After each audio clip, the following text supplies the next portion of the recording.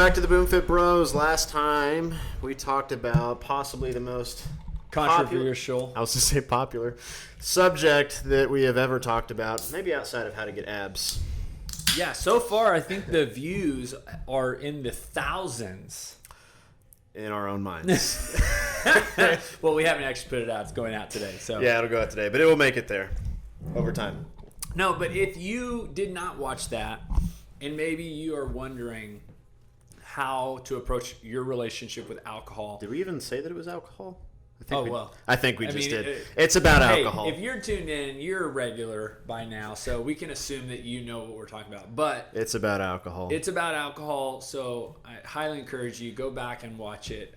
And really just, if you're trying to lose weight, get healthy, improve your health and fitness, and you currently are trying to do so with alcohol, there's some really good tips on how to approach that and do it in a healthy way. You also have our unfiltered and unbiased opinion of alcohol and training and health. Make of that what you will, but you're gonna want to. You know what? You're gonna want to watch This is episode 20. So if you're 20 episodes into BoomFit Bros, then either you like looking at Gus's biceps every week, or you like what we talk about. This is why I don't have anything to say. Other than that's probably true. I'm kidding. Yeah, so it's definitely about what we have to say. It probably has absolutely nothing to do with my biceps, but I'll let the YouTube commenters sort that one out. That's right. Okay, and also our usual plug from C4 that hasn't been mentioned yet, but Charlie popped the top on an orange, yes. And we're good to go. So today we have I think this is I actually really like this topic because it's I wouldn't say it's nearly the controversial topic that alcohol is, but it's up for debate. Like, do you even need a gym to get fit? Yeah, I really like what you wrote. I like the way you wrote. I like what I wrote the too. article. Yeah. So I'm biased to that question. I think we both are. Yeah, as gym owners, I think. Yeah. But you brought up a great point because you are a gym owner and you even answered that question. How? Oh, I mean, I guess this probably necessitates a little bit of background. When I was younger, I did not have access to a gym growing up. My mom just basically said, you can do whatever you want outside. Just be active. And so I did. And I would, run around and do pull-ups on monkey bars. And I actually even had a little pull-up bar that was in my and this is before the ones that you can like put in the doorway that the as seen on TV, the perfect pull-up or whatever it's called. This is before then. I had a wooden dowel rod precariously balanced on two wooden pieces that like. So that's how you got your biceps. It's exactly how. Just years of pull-ups in my closet. My body was physically in my closet doing pull-ups. So I'll start out by saying you don't need a gym to get in shape. In fact, I started out doing, I guess you would call it a street workout, which is like a crap ton of pull-ups, push-ups, sit-ups. I didn't really do many squats because I thought they were boring, but I did some. And a lot of running. It's dramatically different these days. However, what we are going to talk about is like relating it to the general population of people who want to get fit and want to see results. Here's my question to you. And you've done this too, actually, just in a different way. Yeah. But do you think that the average person needs a gym? Absolutely. Why? I say that not because I own a gym. I say that because I legitimately think that, and we're talking about, when you say the average person, we're basically saying the majority. Yeah, 70% of America. Oh, yeah. Are there the exceptional few that don't? Of course. They're gym owners. But the majority, they need to go to a place mentally to work out. Like when I say that is, there's something about walking into a facility, driving to that facility, parking at that facility, engaging in that facility that puts you in the right mindset to exercise. Now, you and I can go to that place mentally immediately. Like we have convinced ourselves, like, okay, like that it can be done anywhere. We can do it right now. If as hard as it would be in this room, you can do push-ups on the table. Yeah, we could do that. I think the because would love that. the switch would happen. We've done it. The 10,000 hour rule, right? Thousands of times. We've done it so many times that we know exactly what So most people cannot make that switch. So they need to mentally separate themselves from whatever else it is that they do normally, and then get into a gym mindset. Yes, to be successful. I agree. There's something to be said for having the cues that are around you that kind of get you in the mood to work out. And I, and probably you, have had numerous clients to where they're leaving town, and they'll say, "Can you write me a travel workout?" How many times have your travel workouts that you have written gone, like they came back and you're like, "Hey, how'd it go?" And they're like, "Yeah, I didn't do any of it." Probably 99% of mine. First of all, traveling and working out, I think we did an episode on that. We did. Okay. I don't remember the number, but yes. Right. I think there's something about just like having a destination, because I think people at home, for example, you've heard of this, treadmills become laundry holders, right? People throw their clothes on there. There's the running joke in the fitness industry. If you were selling fitness equipment and you're marketing it to the masses, there's one rule that you have to follow, and it's the handles have to turn up so that your clothes don't slip off the end when you hang them on your piece of equipment. Isn't that crazy? Yeah. So I think it goes the same for travel workouts. So it's like, man, it's probably not going to happen. Like it's as likely as the treadmill actually getting used, or it's as likely. And sadly enough, the home gym, like I want to believe that people who invest money in home gym are using them, but I think that's just a more expensive treadmill. Yes. And yes, there are the few. That's not who we're talking about. There are people, you and I both know them, who have, the discipline to work out anywhere. Who are able to go to that place mentally, who have a home gym and use it, or even a treadmill and use it. Yeah. But the large majority of people are not going to do it. No. So this brings the idea of environmental design into play. And basically what that is that the surroundings that you put yourself in do have an influence on you. This is the exact same philosophy that I teach a lot of my nutrition clients, like in the kitchen. Rule number one, if you have some kind of junk food in your pantry, in your fridge, or in your freezer, or anywhere else, it will be house, consumed. You or someone you love, or maybe an in-law that you don't love, I don't know, but someone close to you will eat it. Yeah. It's going to happen. I have, shamefully admitting, that I have opened up very old items that are junk food that have passed their expiration date, and in a weak moment, I have eaten the entire thing. Oh, and wow. I'm the health expert. Yeah. So just because it's there. It's there. And when you don't have any groceries and you're starving and you're like, man, it's looking at you right in the face. Mm-hmm. Okay.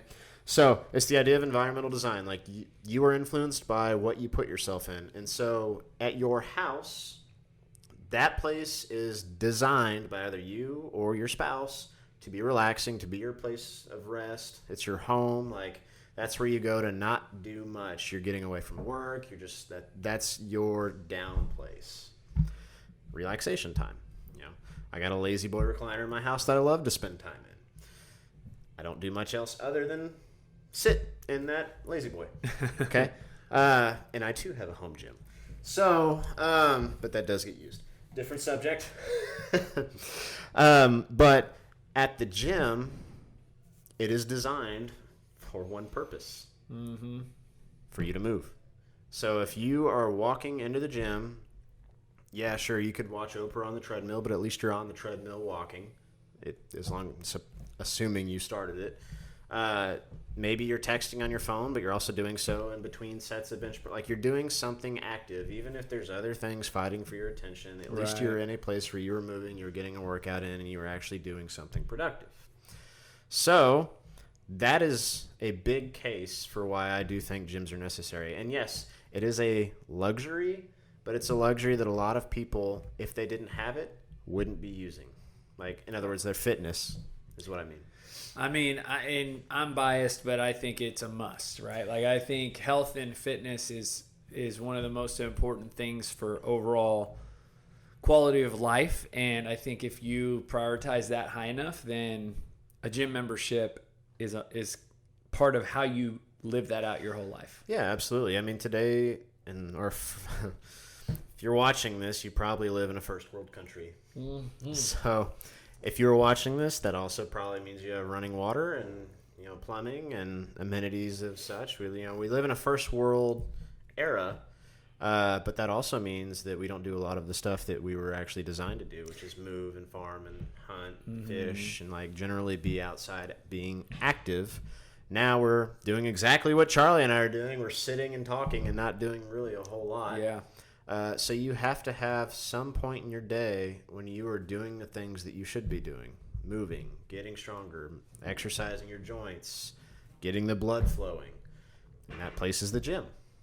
That's where it's most likely going to happen. So yeah, I would highly advise you, coming from a person who originally thought that no one needed a gym membership, and now I own one, and yeah, I'm biased, but I do believe that people need them. Yeah, I agree. I think you can get them now for as cheap as $1.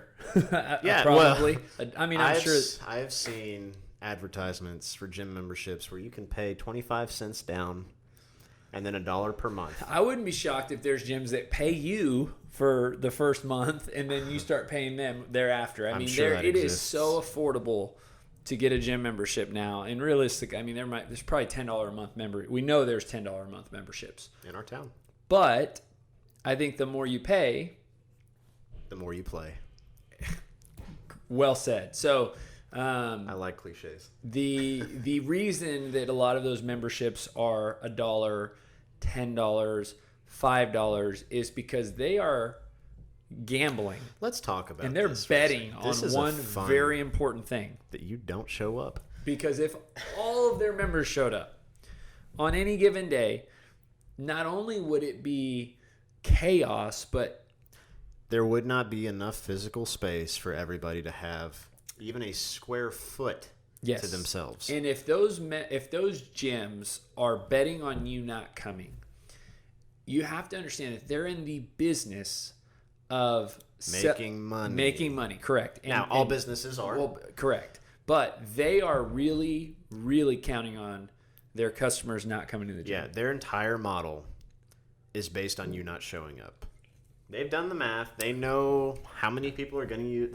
They know how long it's going to be before you actually decide to cancel your $10 a month membership. They've done the math. They know how many people actually do show up and use it on a regular basis. And we're simply stating the facts. I don't necessarily think that I'm opposed to those gyms or questioning their ethics, because they are honestly able to provide a great service for a certain customer at a lot cheaper rate. For example, if they actually charged based on attendance and they, for some crazy reason it was required and their memberships went up through the roof, then it'd be a lot more expensive for people to work out. Yep. Because these are amazing facilities, air conditioned, massive, lots of equipment that are very expensive to operate, and very few people use them. Yep. Percentage-wise of their, what percentage would you say that actually use their gym? Of 100% of the gym members at a big gym like that, what percentage of them actually go? Well, I wrote in the write-up of the article, that 10% would be lucky. Yes. So if you're talking about I would say closer to 5, maybe even 3. 5%, actually using the gym on a regular basis. Yes. Whereas you look at what our gym is, which is a much smaller community, but our whole business model is based on private training, which is it's high based on you have to come or else we don't have a job. It's based on results. It's based on you getting results and getting being consistent in workouts, because when you stop coming to the gym is when you cancel your membership. Yep. And so we we are a completely different model. I was about to say that. Yeah, we want a much, and I've really said this for a long time now, so I'm glad you kind of wrote on this. Is again, not judging their business model. When I say they, I'm talking about those big box gyms, right? Comparatively to ours, but the thought process and the planning and the overall purpose of why we do what we do is completely different from them. We want our members to have an amazing experience so they continue to come back, enjoy coming, and get results.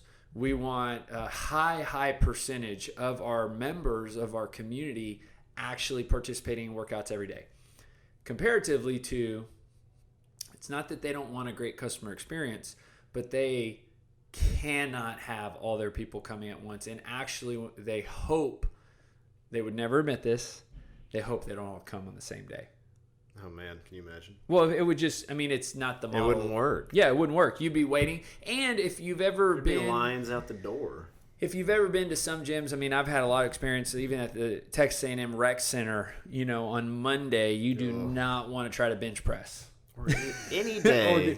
Just the from the number of people. Now, A&M Rec Center is student recreational center, so there's a lot of students. But sometimes some of these gyms can really turn into this in some of these big cities is there's no availability because they've sold so many memberships. Yep. And again, it goes back. I think I can count on one hand in the years that I went to Texas A&M. I can count on one hand the number of times I was actually able to get a spot on the bench press. Mm-hmm. But the same rule applies. Small percentage of the people who are enrolled in that membership use it. Right, and there's still lines. Yeah. So, and the same thing happens at these other gyms. Again, I would rather you have a membership there than not at all. And that's why January becomes such a crazy month in a lot of gyms. Yep. Because a higher percentage of their people start using it. Now, there's a different model also. So that's the business model side of it. But there's also the actual, how do you want to say, format, workout format. So those gyms, it's, all right, you pay your membership, you come whenever you want, and it's pretty much up to you.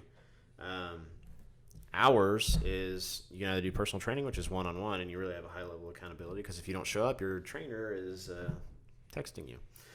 Or you also have the group training model where you're led by a class. You're in there with a whole bunch of other people who are doing the exact same thing you are. The coach ensures the safety, makes sure the workout is effective and well run and safe. And you also, because of that, end up making friends with all these other people. Yep. And you form your own little community, and then you have accountability that way.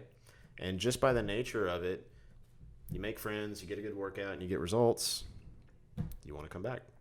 Yeah, I think that what that model has introduced really, and I guess for our business, it was CrossFit that kind of introduced that model. Mm-hmm. You could have said that even a little bit before that, we had offered some boot camps, and that was kind of happening. And boot camps, I think, evolved, and that's kind of where we chose to kind of take the CrossFit path. But I think what CrossFit did, and I feel like it really allowed there was a huge community that came out of it from CrossFit, but also from all these other group training models, right? So now this is a membership-based model, and there's other models like that. I mean, you take even a yoga pod model, Orange Theory model. Orange Theory is great at it. Iron Tribe is another one. There's a lot of these models, and the Go Ruck. They're growing. Mm-hmm. But what they did is actually, I think they met personal training, which was the higher price point, high accountability, high touch point, which is still a really strong model. And then they also kind of took this gym, low percentage of attendance, very low entry point, really not a lot of community, no accountability. And it met it right in the middle, and I think closer towards the personal training. And they put it at a price point that I thought was really competitive to allow most people to get better results. And here's also the reason we're talking about price points and why should you care about this. So here's why. I would actually argue that the higher price point memberships are actually cheaper than the lower price point memberships. Collectively. Here's why. The lower, again, we just talked about the model for the lower price point. Like, they don't want you there. They don't. Okay. The only people that want you there are the personal trainers there because they're the only ones getting paid on commission. But the actual owners of those gyms, they don't want you showing up. Or they just don't care if you don't. Yeah, or they don't care. And so, because of that model, again, 5 to 10%, if you're lucky, show up. Meaning, you likely won't show up because the chances of you being in that tiny little like percentage, slim to none. And if you think that like you're it, well, statistics say otherwise, and that's just math. So you're gonna spend. We'll go with the dollar down, and then you'll spend $10 per month. You're not gonna see it hit your credit card. You're never gonna use the membership. Sometimes I've known people to like let that thing run for years. Yeah, I've known people who have had that thing for like almost 10 years. Do the math. 10 times 12, so $120 every year times another 10 years. So, that you don't use. Okay? So you wasted $1,200. Whereas if you're on this other price point, the higher price point with the higher touch, the higher accountability, definitely a better structured workout because it's led by a qualified professional. Okay? And you have all your little best friends that you made here too, making sure you go. All right. Along with the fact that you paid more, so you're going to show up. All right. Mm-hmm. Now you're actually getting results. You're paying more, but you're not. Okay. Because you're improving your health. You're decreasing your blood pressure. You're getting off your medications. You're eating better. You're getting abs finally. You're losing all this body fat. All your medical costs are going to go way down, and your energy is going to go up. You're going to have all these other benefits. Like your productivity at work goes. You get a promotion. I mean, I could go on. So I think it's actually cheaper. Well, and because you bring it up, I think it's worth kind of highlighting. So we're on the subject of gyms. We're on the subject of gym memberships and cost of gym memberships. Mm-hmm. So I want to challenge you to think about this in a completely different way. Because you're so ingrained to think about how much a gym membership costs. Your mind, your default setting, something inside of you is how much. That's what you're wondering, right? So it's like, okay, how much is the gym membership? $30 a month, or is it $100 a month, or $200 a month? I want to train your mind in a different way. The better question is, how much would you pay to get the results you want? To get the thing or results, the endpoint, the destination that you truly want, because that's the question, right? So in your mind right now, you have a goal. You're watching this for 25 minutes.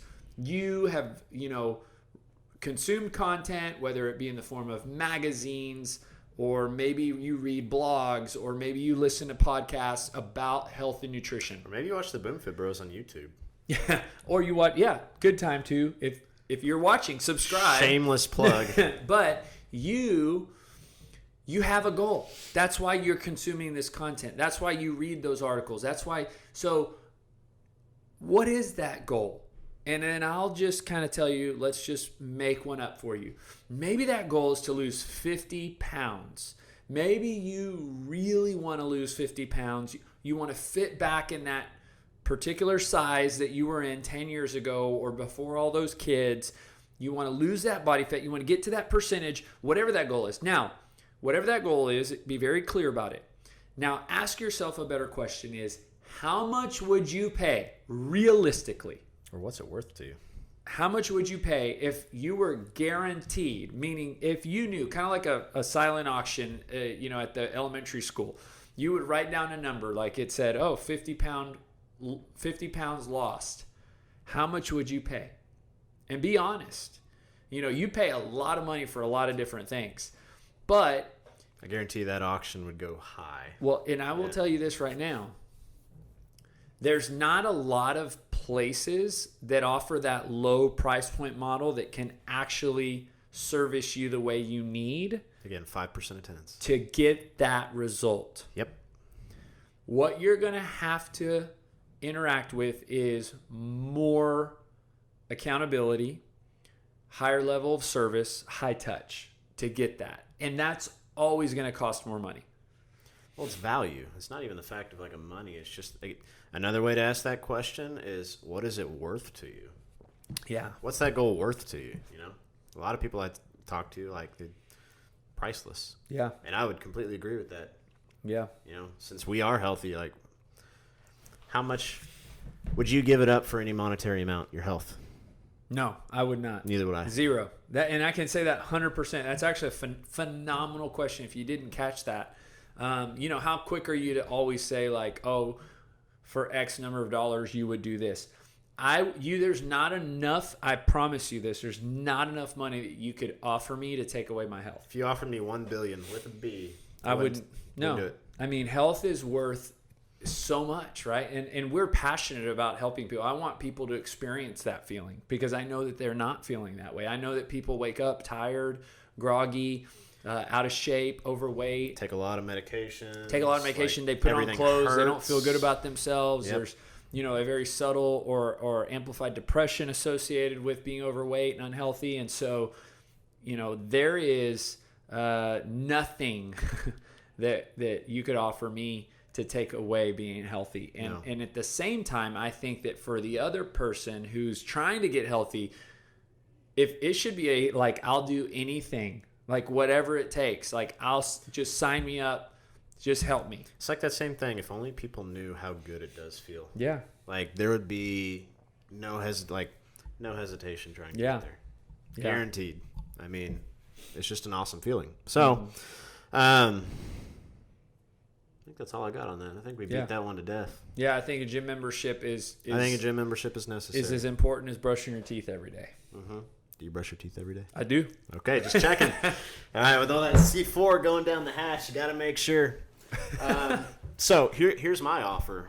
If you do want to kickstart your health, yes, on that path, to actually getting those results, like if the genie from Aladdin, are you choosing Will Smith or Robin Williams? Will Smith. I just really complete side note. Oh, come on. Will Smith, in Robin my Williams. opinion, was the star of that movie. Yes, but I think you can't beat Robin Dude, Williams. Will Smith was doing those curls. He was, oh, man. All right, so we're split here. Okay, anyway. If Will Smith or Robin Williams playing Genie in the Aladdin could come up and grant you a wish, right? Like whatever your health wish would be, and you could snap your fingers and get it, like what would that be? What's that worth to you? And I want to help you try and get it. So if you are interested in doing that, I'm going to throw down the invitation. Email me, Gus, at boomfitbcs.com. I'd love to set you up for a 6-week challenge because that has one of our highest success rates out of anything we've ever done at this gym. Yes. Over 82% of the people who have done it have gotten incredible results. Yeah. Okay, like life-changing results. So if that's interesting to you, shoot me an email. Also, you can message this guy, okay? Charlie at myboomfit.com. Yes, they're different email domains, but I also have Charlie at boomfitbcs.com. But he also has Charlie at boomfitbcs.com. I'm Just reach out to us. Trying to get him to shift to that one. Or Instagram. Yes. That one too, okay? But reach out to us. We'd love to set you up. We'd love to get you going on that path to a place you'll never look back to again. Yeah. Guys, reach out. We want to help you. Thanks for tuning in. Thank you for tuning in. Get a gym membership. And we'll see you next time. See ya.